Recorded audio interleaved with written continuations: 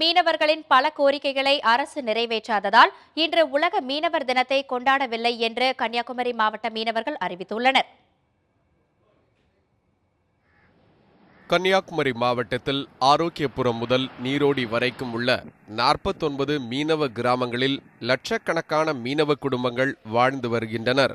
இவர்கள் விசைப்படகில் கடலுக்கு சென்று 15 முதல் 90 நாட்கள் வரை தங்கி மீன்பிடித்து வருகின்றனர். இதுவரை மீன்பிடிக்க சென்று கரை திரும்பாத மீனவர்களை மீட்க அரசு எந்த நடவடிக்கையும் எடுக்கவில்லை என்று இப்பகுதி மக்கள் குற்றம் சாட்டுகின்றனர். மாநில அரசுகிட்ட எவ்வளோ நேரம் முறையிட்ட பிறகு யாருமே அதுக்கு ஒரு முயற்சி ஒன்றுமே எடுக்கல. இந்த நாங்கள் அகில உலக மீனவர் தின விழா கொண்டாடுறதுக்கு எங்களுக்கு விருப்பமே இல்லை. ஏன்னா எங்கள் கணவர்கள், உறவினர்கள், அண்ணன், தம்பி, சொந்தக்காரர் எல்லாமே அங்கே ரொம்ப கஷ்டப்படும் போது எங்களுக்கு அந்த மீனவர் தினம் விழா கொண்டாடுறதுக்கு விருப்பம் இல்லாத நிலையில் இருக்கிறனால இந்த மீனவர் தின அன்னைக்கு எங்களுக்கு ஒரு பெரிய கிஃப்ட் வேணும்னா அவங்க எல்லாருமே நம்ம தாயகத்துக்கு கொண்டு வரணும்.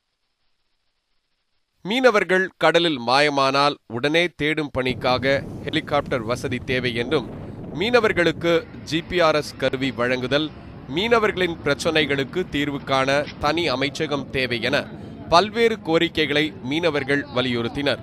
தங்களது கோரிக்கைகளை அரசு நிறைவேற்றாததால் உலக மீனவர் தினத்தை புறக்கணிப்பதாகவும் இப்பகுதி மீனவர்கள் அறிவித்துள்ளனர். தமிழர்களாலே மீன்பிடிக்க முடியாத நிலைமை, தமிழர்கள் பிற மாநிலத்திலே சென்று மீன்பிடிக்க முடியாத ஒரு சூழ்நிலை, பிற நாடுகளுக்கு சென்றால் கூட அங்கு கூட நமக்கள் பாதுகாப்பாக மீன்பிடிக்க முடியாத சூழ்நிலை. இந்த சூழ்நிலையை எப்படி நாங்கள் எங்கள் உலக மீனவர் தினத்தை மகிழ்ச்சியோடு கொண்டாட முடியும்?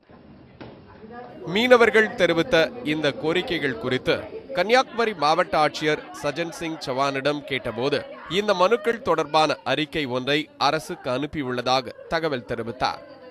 ரமேஷ்குமார், நியூஸ் 7 தமிழ், மார்த்தாண்டம்.